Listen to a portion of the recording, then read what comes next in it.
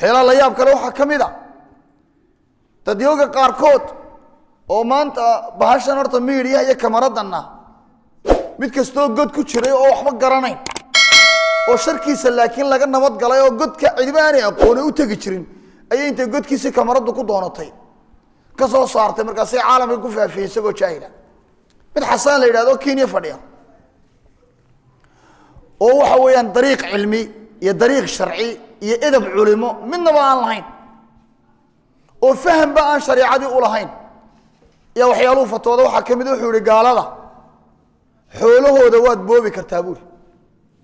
ama xoog kaga qaad ama xeelad labadoo ay banaan buuri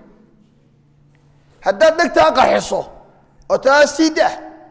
alla ku diliyo xoolaha malihide waa sidii rag lagu yaqaanay buuri haddaad tiraahdo mobilkan earphone-ka ay misaatiinaysa iPhone-kan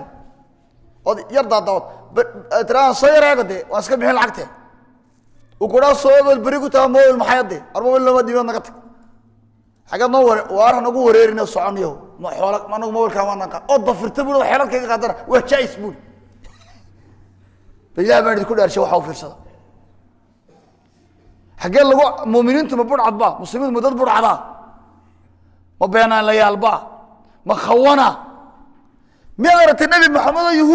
yahuudi la nooleede dukaamada ku haystay madiina rasuulka saxaabada ku yiri orda u tago haruurka inta tiraadaan aan soo eegno soo karino bari xaqta wanaga taxur lahaane waliba saxaabadu way ka xoog weynaan yahuuda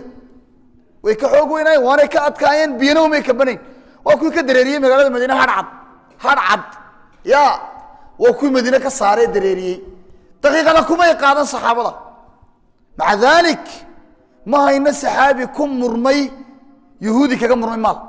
oo yiri xeelad baa kaga qaadaya iyo nabi maxamed oo yiri ama xoog kaga qaado ma xeelad waxa dadka culimo oo dad soo fadhiyo culimo sheeganaya oo qaar run moodayaan qaarkood oo fatwadiisa iyo hadaladiisa ummad badan oo muslimiina dhigooda lagu laayay oo dhigooda lagu daadiyay imisa qubuuraha ugu jira hadal isagu yiri oo mid jaahilun isaga dhaamintu qaatay uu fuliyay qiyaamaha miyay ka saaraysa xasaan baa igu yiri kaba saarayso xasaan yoo habu ilaahay qoran doona anu xasaan baan ku soo diray nabi maxamed baan ku soo diray wama ataakum ar-rasuulu fakhuduuhu wama nahaakum anhu fantahu حسن لكم مدرين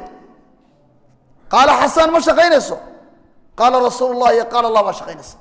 حاسي قال ضدك فتوانيا زمن كان يا مسلمين تبي توق نقد توق اسقوا محو حدي ويوح ضدك فتوانيا ادوق بلو محل لو ادوق بلو ادو موبايل ايفون يا عندها عمرينيان او كارنا كيناتينت oo dukaamada intii indhaha u caseeyo dhufanaya qaqana dhufan doona sheekh laakiin anagu doonaynu qabina gali masaakiinta ay ruuf doonayaan intay in jaal lagu guro ay doonayaan waqtiyada qaar baad sadana cid kale u shaqeynaya